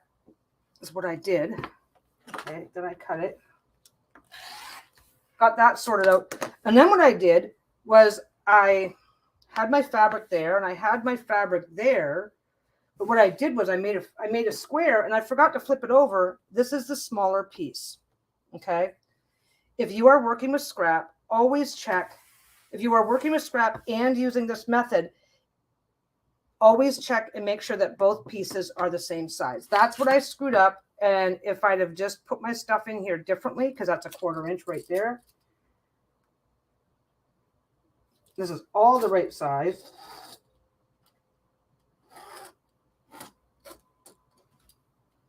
Then I could have just done that. Done that. tossed it on the machine. This is what happens. This is what happens when I'm distracted. And I will say, you can sew with distractions. Sewing with distractions is not the end of your day, but if you're going to sew with distractions, then just make sure you're sewing the stuff that isn't as important. That's one of the reasons why I'm not agonizing about this today. I'm not agonizing about this today going, oh my God, I just wrecked my day, because I'm just processing some scrap. I have a couple of projects in mind later, but I'm not going to sit down today and try to finish a quilt during a heat wave. This is the perfect time of the year, though, to start doing this. Okay, anyway. One of the things that we were talking about last time I went live, come on, there you go. Okay. One of the things that we were talking about, no pins, kids. Okay. There's a couple of tricks that you can do to try and get away with not using pins. So I went all the way around. Now I'm just going to lightly pet that. I'm not pulling. I'm not stretching. Petting that into place, and it's still flat. So I'm going to keep going. This is not the kind of trick you want to do for everything, especially large pieces, but you can get away with it with the small stuff sometimes. And that went off just the tiniest bit. So I'm just going, I'm not back stitching because I'm just going right over the line that I did initially. There we go. Now I can actually look like a pro. Let's do it this time. And then you do your 1/4 inch all the way around. And I don't know if this saves other people time. I actually feel like I do better and save time by doing this first, by marking my line, going around, and then trimming my fabric. I feel like I have a lot more control. Yeah, I made Lisa Walker talk this. Well, I didn't make her. I encouraged her, and she realized, I kind of said, you need to do this. You know how I get. And she's like, yeah, you know what? You're actually right, and I'm going to do it. But I'm giving myself way more credit than I deserve because, I'm just helpful like that. So do your square, go all the way around, go through it. Straighten it up. Always double check. It is really easy to eyeball it and think you've got it straight when you do not. Because things are at funky angles. You're moving stuff around. And it doesn't have to be facing you in any particular way. It just has to be straight. It has to be a straight line. I'm just going straight along this line here. And then we open. I'm not going to bother ironing anymore. I pretty much have to think about getting going. Oh, Lisa could be coming home any minute now. So yeah, so that's how this one works. And I want to show you, I've got a couple minutes to show you one more. And this is called a strip tube. And let's see what I've got. Because what I'm going to do, what people do, you see I'm just lining them up like this. What people do is they finger press, they do this, they just line them up, stack them up, and they'll go over, they'll wait until they've got 30 or 40 of these, 50, however many will comfortably fit. And then you just kind of take them over to your ironing, take them over to your ironing board and just make sure you got a lot of steam on them and just go straight down. Because you do need to iron these because I don't know if you can tell, it still has room to shift and open a bit. Finger pressing isn't quite enough. Finger pressing isn't quite enough when it comes to working with these smaller squares. Okay, now a strip tube. Strip tube is simple. I'm going to do a small one because I'm just going to trim this up into a small one. Now, this is called a strip tube. And usually people do these for really small ones. They'll usually use a 2.5 inch piece of fabric. I'm just trimming down. Oh, I've got 2.5 inches right there. Okay. So they will go a 2.5 inch piece of fabric. And usually these are the entire width of the fabric. So you got a 40, this is going to be what? This is going to be 7 inches. Usually you have a 42 inch piece of this. Okay. So basically this works great if you're starting with, I got lint. Look at this. I got big wads of lint all over me and I can't even find it to get it off. There it is. The camera's straight on.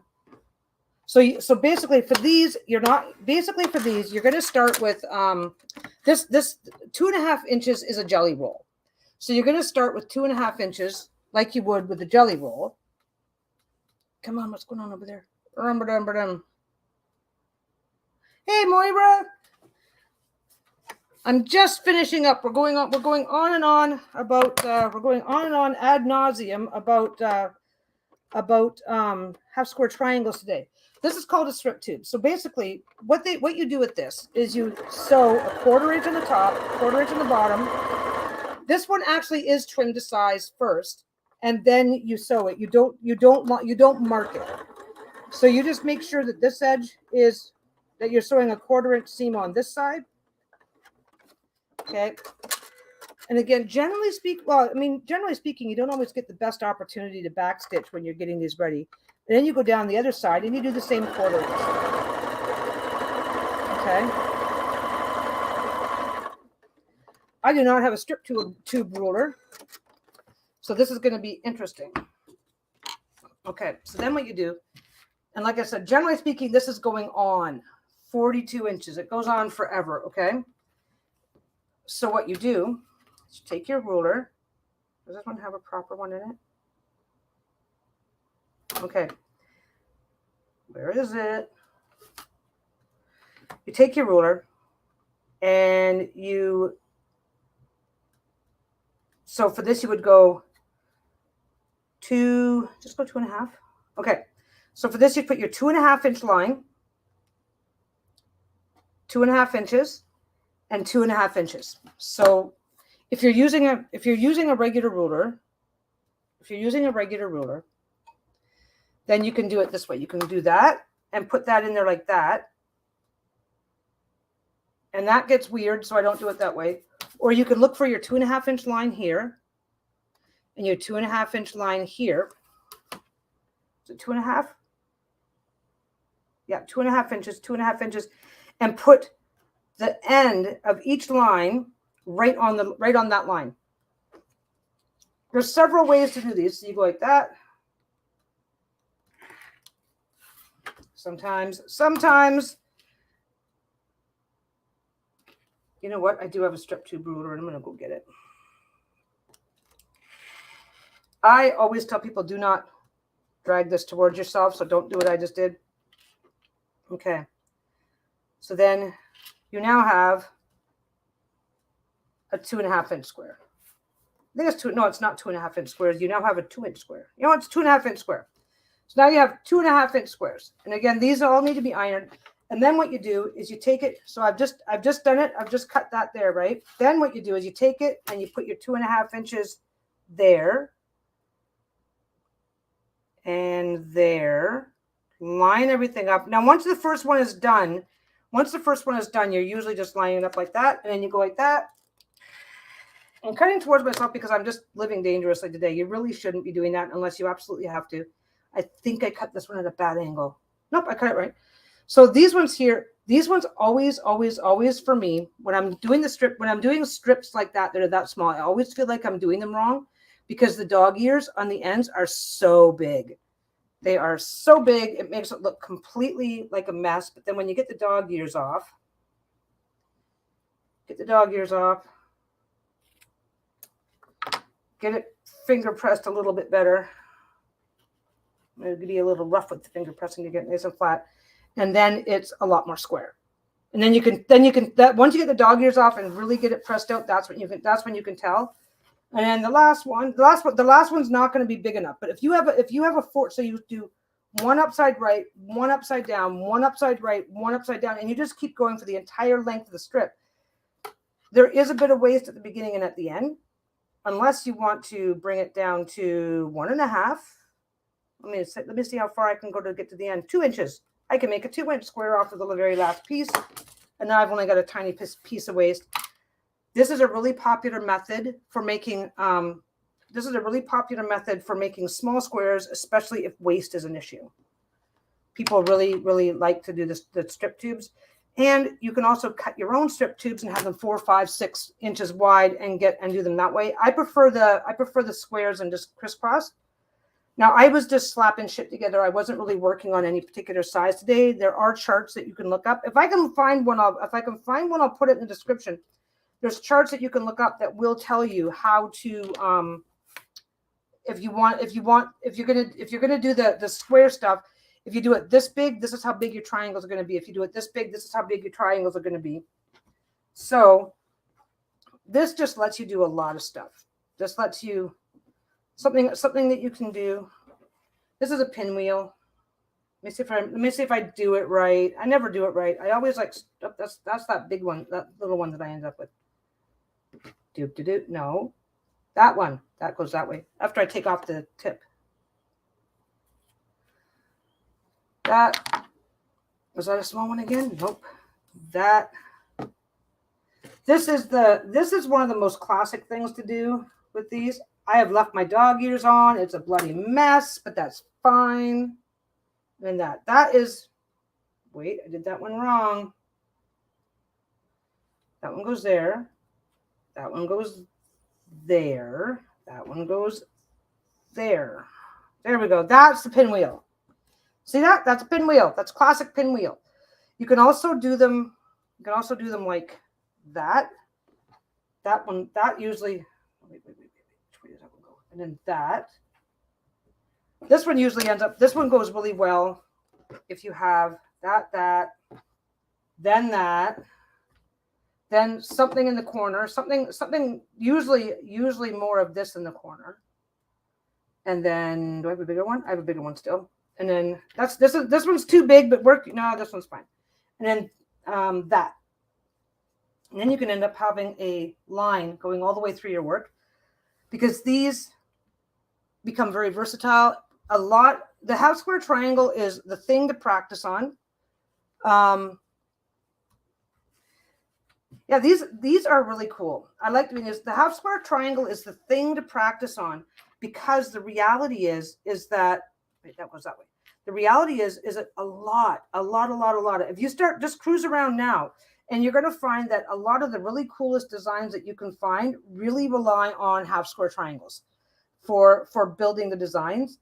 And there's a lot of different things that you can build. Like, see this here, this will end up with strips going all the way up.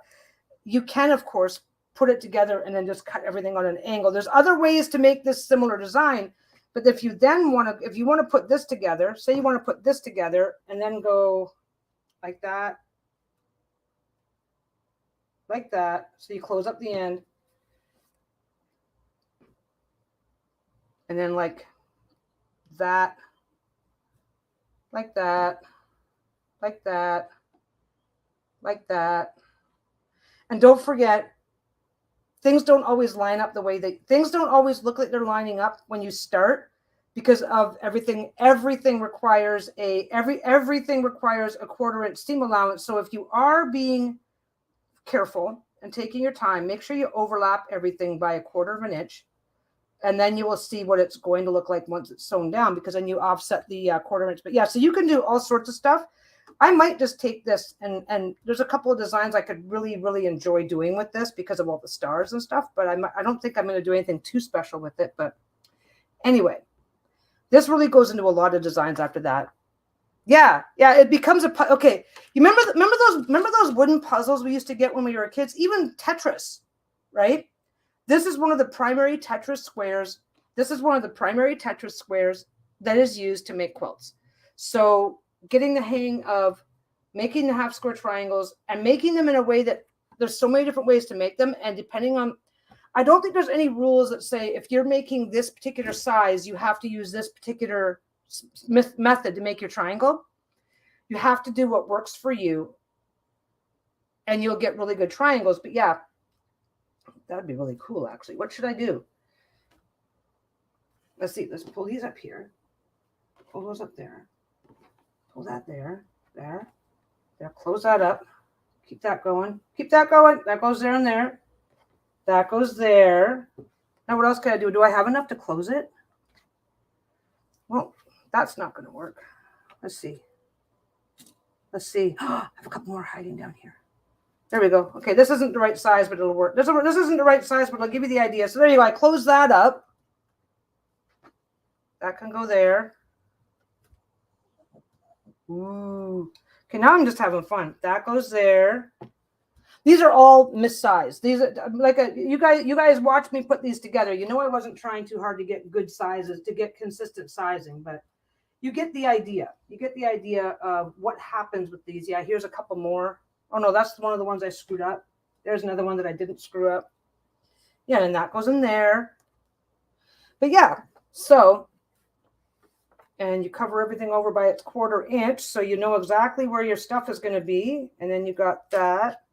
That's almost a square. If I did a couple more, I could actually turn this into a square. Ooh, that looks interesting. Yeah, a tangram. It's exactly, half square triangles are exactly like tangrams. There's and there's a whole bunch of stuff you can do. There's a design where you do this, and then you do, no, not like that. Yeah, I'm gonna turn it up. I'm gonna turn it around. There's a design where you do that. You have it like that, and then you have it. It's called flying geese, and I know I'm not doing it right. So, but where you just create a sense of motion. You can do these. If this is a 6 inch and these are 3 inch, then you can put these two like that and then connect it to that. So yeah, it's literally like that. And if you take a look at any sewing videos using, okay, I don't, there's very few that don't use at least some. There are very, very, very few designs that don't use at least some of these types of squares. So with that in mind, knowing how to do this is the starter. This is the starter thing that you do. Which way does that one go? That one goes that way, that way. Ah, that's why. That one goes that way. No, that way. That way, that way, that way. There, now you got a, I screwed that up. Oh, there you go. I think that's it right there. You got a pinwheel in the corner. Anyway, so what I am working on, a little mini project I'm working on right now is, instead of trying to do anything that's too big, I've got a ton of scrap again, as usual. Hey, Lisa's here. Lisa just got home. Hi, honey. Hi. Say hi to the internet. Hi, internet. There's 4 whole people. Are you live? Yeah, I went live. We were hi, talking honey. about half square triangles. Anyway. You were talking about geometry, I think. Yeah. You're talking about geometry. She's better at geometry than I am. No, I'm not. Yes, you are. I failed. That was the only part of math class that I couldn't ace. Okay. That was the only math I aced. Yeah, it's the only math that she did good at. It's the only math I failed at. Okay, so I'm gonna get going. I guess I should put it back up on my face. I'm gonna get going. Thanks for hanging out with me. And if you have any questions, go ahead and ask them in the comments. Indigo Violet says hello. She says hello. If you have any comments, any questions, ask them in the comments. And like I said, like, you guys watch me make mistakes today. Mostly they were mistakes of distraction. I'm not sure that I would have made those mistakes if I'd have been paying attention, because I wasn't.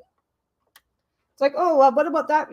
Like I said, the one ruler issue it was me. It was 100% me not paying attention to which ruler I was using at the time. But yeah. So what happens is, from here is, the next step is, I got one last thing to show you guys though. One last thing. So before you use any of these, now that I've got my proper ruler out, what you do need to do is you need to come back and square these up, because usually, because this is exactly 4 inches by 4 inches, they don't always require squaring up. I like to, if a design says that they want a 4 inch by 4 inch, I will usually do 4.5 by 4.5, because every now and again things shift. Every now and again things move. And I get it. Fabric is expensive. So if it's like, look, you know what? Buying all that extra fabric just so that I have wiggle room isn't going to work. I need to get it right the first time. Then you're going to want to take your time, double check against which ruler you're using, double check your measurements before you start. Look up a guide. There's guides online. Like I said, if I get a chance to find one.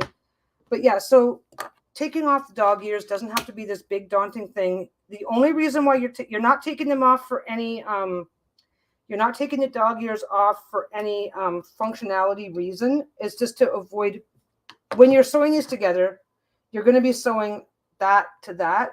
So when you're going through these corners, the extra dog ears, especially once you open them back up and you've got those dog ears folded under, can be a lot of bulk to sew through. That's the reason why you're taking it off. So if they don't have to be perfect, they just take off some of the bulk. I don't think there's a lot that no, thanks, Gail. I don't think there's a lot more that I have to go over, but again, any question, I will try to answer it. I will try, if I know the answer, I'll answer it. If I don't know the answer, I'll try to find it for you. I'm still learning too. So I sometimes need the, hey, Peggy, if you've done this, this would have worked better for you. Absolutely. Give me the information. Hey, Peggy, I noticed this. What do you think about that? I'll look it up. I don't care. I'm trying to up my game. But yeah, I do want to start working with the triangles and stuff and getting them done properly and blah, blah. But I'm going to finish playing with these, go say hi to my wife and see what's for dinner and whatever else is going on in my world, and get these put away someplace where I won't wreck them while I'm waiting to think of a project for them. And in the meantime, I'm going to let you guys go. Don't forget, like, subscribe, ring the bell, do other things. I think you guys are already all subscribed anyway. But I will see you in the next one, and you guys have a great day. Bye.